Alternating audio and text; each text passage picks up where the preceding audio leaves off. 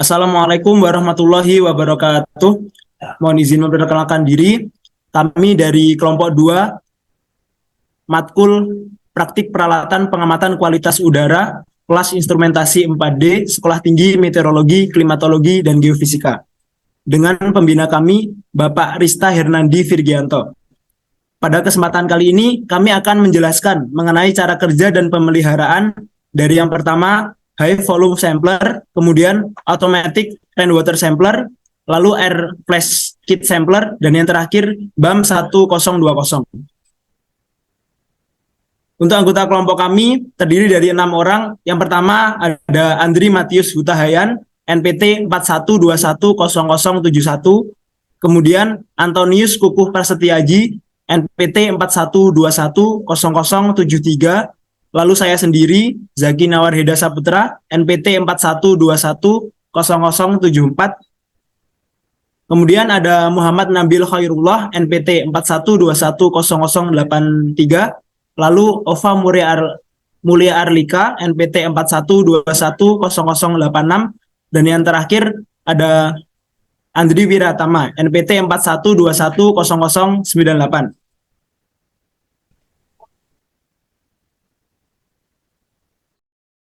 Baik, pertama saya akan menjelaskan cara kerja dari high volume air sampler. High volume air sampler sendiri berfungsi untuk mengukur tingkat cemaran dengan menghitung total jumlah debu dalam satu kali pengamatan. Satu kali pengamatan dilaksanakan selama 24 jam, dalam satu hari pengamatan 1 minggu sekali. Di gambar sebelah kiri merupakan gambar dari alat high volume air sampler secara nyata, dan di gambar kanan sini adalah bagian-bagian dari HVAS. Prinsip kerjanya sendiri, udara akan dihisap, lalu akan dilewatkan melalui filter HEPA, di mana debu akan tersaring dan tersangkut dalam filter HEPA, yang nantinya akan diukur besar tingkat debu total dari alat ini sendiri. Alat ini sendiri terdiri dari kipas yang akan menyerap udara, juga ada flow sensor di mana besaran dari aliran udara ini diatur dari 1,1 hingga 1,7 meter per sekon, dan udara akan dibuang. Selanjutnya,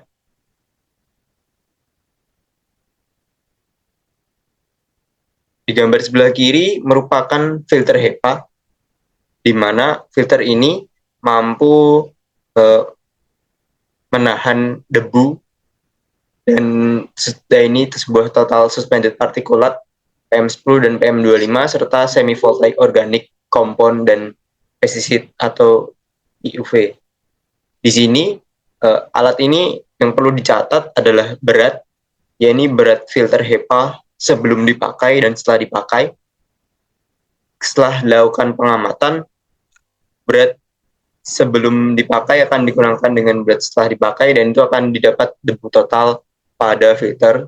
Lalu seperti gambar di kanan merupakan rumus dari konsentrasi massa partikel tersuspensi. Selanjutnya adalah cara perawatan HVAS. Cara perawatannya, yang pertama mengganti kedua carbon brush saat dilakukan maintenance. Yang kedua membersihkan bagian bawah, gable roof, dari kotoran maupun air. Yang ketiga memastikan kecepatan aliran udara pada 1,1 hingga 1,7 meter kubik per menit. Jika terdapat penyimpangan, dapat dilakukan penggantian brush. Jika masih mengalami masalah yang sama, dapat dilakukan penggantian motor dinamo. Jika terdapat kebocoran bar sistem, dapat dilakukan penggantian filter holder gasket. Yang terakhir, mengkalibrasi flow meter dengan pompa TE5028 dengan cara menaruh TE5028 pada tempat filter, lalu alat akan memompa aliran udara dengan kecepatan tertentu, lalu dibandingkan dengan catatan pada flow meter.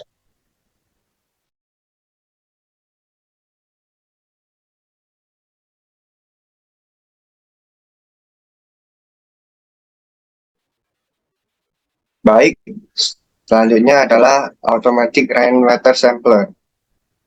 Untuk cara kerja dari automatic rainwater water sampler itu sendiri, yakni ketika kejadian sensor RS-85 akan mengirim sinyal untuk membuka tutup pada automatic rainwater sampler supaya air dapat masuk ke dalam sensor. Terus selama hujan terjadi, alat akan mengumpulkan air hujan melalui corong koleksi ke dalam botol sampler.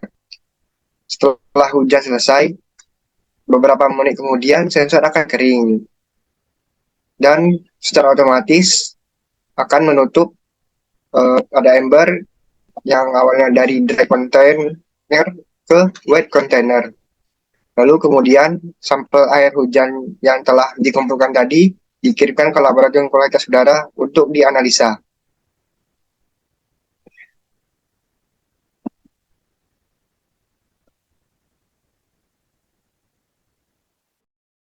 Next, untuk pemeliharaan dari automatic rainwater sampler sendiri, yaitu yang pertama, memastikan area di sekitar alat bersih, cabut ilalang yang mulai tinggi dan berpotensi menumpang atau menutupi alat. Lalu membersihkan secara berkala corong koleksi agar tidak ada kotoran yang masuk ke dalam corong. Lalu yang ketiga, membersihkan alat pada bagian enclosure dan sensor hujan, atau kebersihan pada bagian jungkit tipping bucket. Kemudian melumasi alat mekanik mulai dari lengan penggerak dan dinamo pada tutup corong. Kemudian mengecek voltase pada panel surya dan baterai. Mengecek reaksi alat terhadap sensor maupun tipping bucket, memastikan apakah sistem bekerja dengan baik, mengecek display pada data logger apakah berfungsi dengan baik, dan melakukan pengecetan pada bangunan alat atau jika terdapat warna yang pudar dan karat muncul.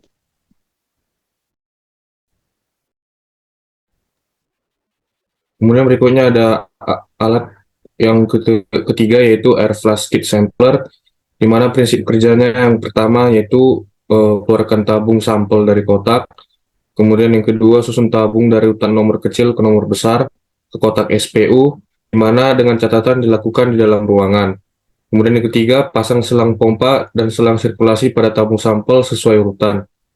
Kemudian keempat, selang pompa dipasang pada urutan 1 dan selang return dipasang pada urutan 2. Kelima, buka tutup sampel sesuai urutan, dan untuk membuka stopcock O-ring Teflon, putar gagang berlawanan arah jarum jam sampai O-ring terlihat jelas dari dudukannya. Yang keenam, tekan tombol sample mode untuk memulai sampling. Yang ketujuh, catatlah tegangan alat, flow alat, dan holmor tabung. Kedelapan, tutup kotak alat. Kesembilan, catatlah nilai kecepatan dan arah angin. Dan kesepuluh, hitung jumlah box sampel yang tersisa.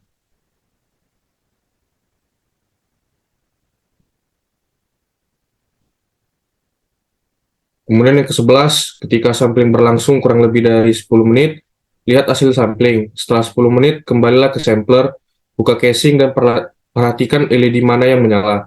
Jika LED good atau hijau menyala, maka pemilihan sampel berhasil diselesaikan. Jika demikian, lanjutkan dengan langkah berikutnya.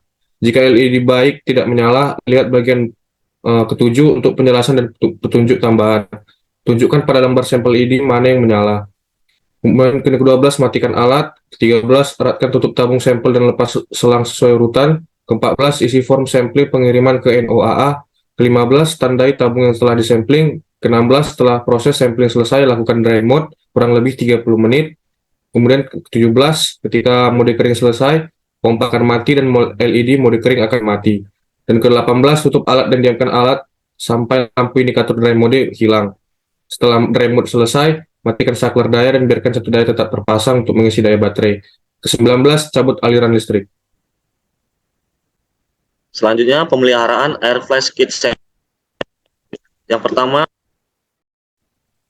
baterai. Baterai diisi ulang dan hanya bisa bertahan sekali sampling.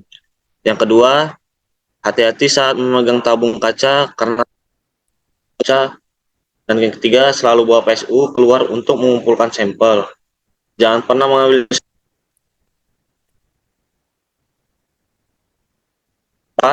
berjalanlah setidaknya 75 meter ke arah angin atau melawan arah angin dari semua bangunan, kendaraan, mesin, hewan, dan lain-lain.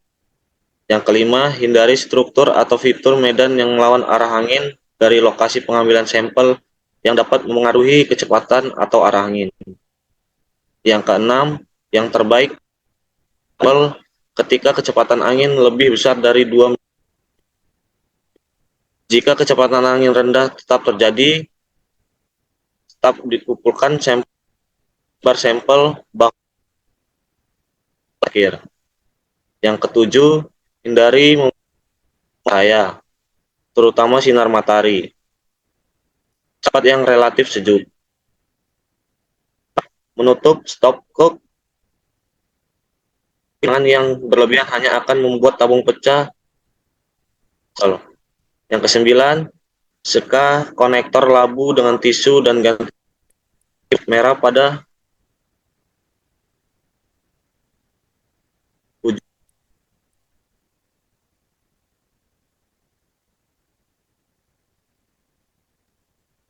Selanjutnya, cara kerja BAM 1020. BAM 1020 adalah sebuah sensor partikulat udara yang digunakan untuk mengukur konsentrasi partikel dalam udara, khususnya partikel dengan ukuran 2,5 mikrometer atau kurang. Sensor ini sering digunakan dalam aplikasi pengukuran kualitas udara dalam ruangan maupun luar ruangan. Cara kerja BAM 1020 didasarkan pada prinsip pengukuran berdasarkan perbedaan hambatan listrik. Berikut adalah cara kerja BAM 1020. Poin pertama, sensor BAM 1020 memiliki saluran masuk di mana sampel udara masuk ke dalam sensor. Udara yang mengalir ke dalam sensor akan membawa partikel-partikel yang ada di dalamnya. Yang kedua, udara yang mengalir partikel, termasuk partikel PM25, ke dalam sensor. Partikel-partikel ini disuspensi dalam udara dan siap untuk diukur. Belum partikel dapat diukur, BAM 1020 biasanya dilengkapi dengan sistem penyaringan yang bertujuan untuk menahan partikel-partikel yang lebih besar dari PM25. Hal ini dilakukan agar sensor dapat fokus pada pengukuran partikel PM kecil dan lebih relevan dalam hal kualitas udara. Cara kerja BAM 1020 selanjutnya yaitu setelah penyaringan, partikel PM2,5 yang tersuspensi dalam udara melewati sebuah sensor dengan elektroda-elektroda yang sensitif terhadap perubahan hambatan listrik. Ketika partikel-partikel ini melintasi elektroda, mereka mempengaruhi hambatan listrik yang diukur oleh sensor. Yang kelima, data hambatan listrik yang dihasilkan oleh sensor kemudian diproses dan dikonversi menjadi konsentrasi partikel PM2,5 dalam satuan ukuran yang relevan, seperti mikrogram per meter kubik. Pemrosesan sinyal ini dapat dilakukan oleh rangkaian elektronik terintegrasi dalam sensor atau melalui perangkat pemrosesan data eksternal. Cara kerja yang keenam yaitu hasil pengukuran konsentrasi partikel PM2,5 akan di-outputkan melalui antarmuka sensor, seperti antarmuka serial atau antarmuka data lainnya. Data ini dapat digunakan untuk pemantauan kualitas udara, penelitian, atau pengendalian udara dalam aplikasi yang relevan. Selanjutnya yaitu pemeliharaan BAM 1020. Yang pertama, membersihkan sensor secara teratur dari partikel-partikel yang menempel pada sensor yang dapat mengganggu akurasi pengukuran. Yang kedua, pastikan penyaring dalam kondisi baik dan tidak tersumbat. Jika penyaring kotor, bersihkan atau ganti dengan penyaring baru sesuai petunjuk produsen. Yang ketiga, untuk menjaga akurasi pengukuran, BAM 1020 perlu dikalibrasi secara berkala. Ikuti petunjuk produsen mengenai frekuensi kalibrasi yang direkomendasikan. Yang keempat, pastikan BAM 1020 mendapatkan catu daya yang stabil dan sesuai dengan persyaratan produsen. Periksa kabel dan konektor catu daya untuk memastikan tidak ada kerusakan atau koneksi yang longgar. Pemeliharaan BAM 1020 selanjutnya adalah jika BAM 1020 dilengkapi dengan perangkat lunak atau firmware, pastikan perangkat tersebut diperbarui secara teratur sesuai dengan rekomendasi produsen. Pembaruan ini dapat meningkatkan kinerja dan standar.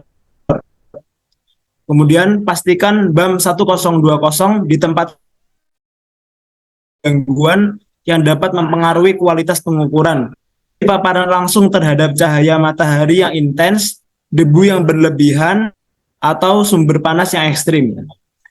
Yang terakhir, selalu merujuk pada panduan pengguna dan petunjuk produsen yang disediakan oleh produsen untuk BAM 1020. Pemeliharaan yang tepat akan membantu menjaga kinerja sensor dan akurasi pengukuran yang konsisten. Sekian apa yang dapat kami sampaikan, semoga dapat memberikan manfaat kepada penonton video ini.